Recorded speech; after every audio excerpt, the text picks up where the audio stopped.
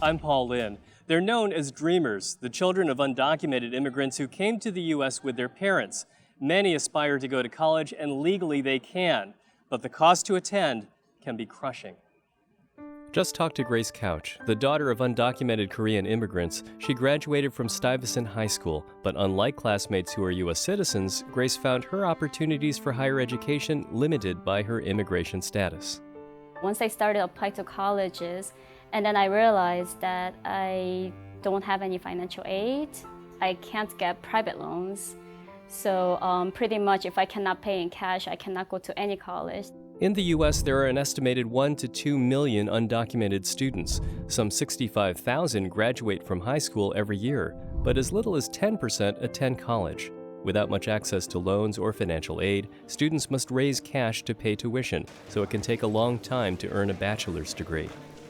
Grace had additional problems. She felt like she couldn't talk to anyone, not even her parents. That left her, in turns, angry, depressed, and fearful, as well as feeling stuck in her situation.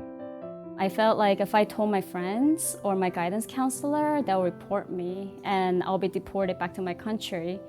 And that really was not an option I wanted to consider because I've been living in America most of my life.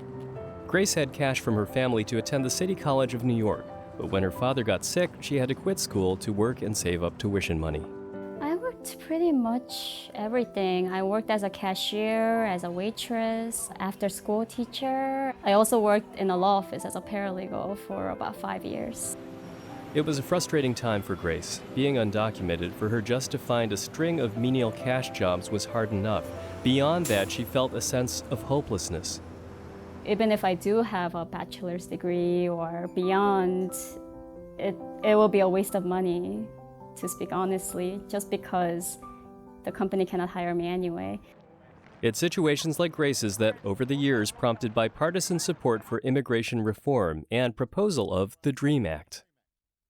It says that if your parents brought you here as a child, you've been here for 5 years, and you're willing to go to college or serve in our military, you can one day earn your citizenship. The DREAM Act would give these young people a chance to earn legal status. Since 2001, the DREAM Act has never passed Congress. So in 2012, President Obama initiated a partial solution, DACA, Deferred Action for Childhood Arrivals. Undocumented youth can apply for temporary relief from deportation and a renewable work permit. After gaining DACA status, Grace finally had some hope. She applied to Queensborough Community College and got into its 2-year nursing program. Good morning. My name is Grace. I'll be your nurse today. I don't have to hide in the shadows anymore. I could tell people what my status actually is, and I started to trust people more. People like Dr. Barbara Blake Campbell, who taught Grace clinical nursing at QCC. Grace felt a connection with her professor as a mentor and counselor, later entrusting her with details about her status. Grace stands on her own merit. I did not need to know the details, but I felt, really honored that she would feel safe to impart this knowledge to me. Dr. Campbell then wrote a letter of reference for Grace's application to the Dream.US scholarship. It's a fund for undocumented students with DACA status wanting to complete a bachelor's degree. Facebook CEO Mark Zuckerberg recently donated $5 million to the fund. Grace applied and got the scholarship money to attend Hunter College, where she continues the studies she started at QCC. She aims to earn a BS in nursing. Dr. Campbell applauds Grace's pursuit of education and the scholarship that's making it possible. The undocumented student, they're not going to disappear. By 2020, 65% of the jobs will require that we have a labor workforce that has education that goes beyond secondary education. A country that has good human capital is going to have a better economic future.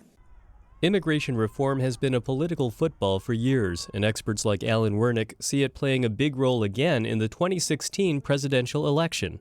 We're still optimistic that there'll be some form of the DREAM Act passed. It has a lot of bipartisan support. Even so, some fear that current policies like DACA may lose funding. To date, more than 700,000 DACA applications have been approved. CUNY Citizenship Now, for its part, has helped over 1,000 people apply for DACA. There are some people who are afraid They are concerned that the program is only for, it was 2 years. It's been extended for another 2 years. By 2016, there could be a different president, and that president could take it away. Supporters of immigration reform want to see some action, like United We Dream, a network of undocumented youth 100,000 members strong. Kevin Kang says no political party has really delivered. Neither the Republicans with their anti-immigrant slogans or the Democrats with their promises that we've seen over the years, they have failed to keep. Kevin and his organization believe in protecting current gains like DACA, but also holding politicians accountable for campaign promises, especially when it comes to preventing deportation from the U.S., this nation of immigrants. Millions of undocumented immigrants, not just people that have come here as children, but also our parents, also our families, also our neighbors who don't have families, people that want an opportunity to contribute to this country and to call this place their home. So we want to make sure that there is dignity for them and that there is actually fair treatment for them. Grace Couch knows what's at stake. As a supporter of immigration reform, she keenly understands why it's needed and why people oppose it. It's misunderstanding, she says, that makes people think the worst about undocumented immigrants. They think it's something that's in the shadows that they will never come across, but they don't know that it's their neighbors, their friends who have these issues. We are contributing members of the society, but I think a lot of people do not realize that. Today, Grace's future is much brighter than just a few years ago. With DACA status, she is pursuing a college degree on scholarship, has been able to get a driver's license, bank account, and even a social security number. And yes, she pays taxes, all things many Americans take for granted. Undocumented students in the U.S. seeking the same educational opportunities as all Americans, and eager to give back to the community as well. I'm Paul Lin for Asian American Life.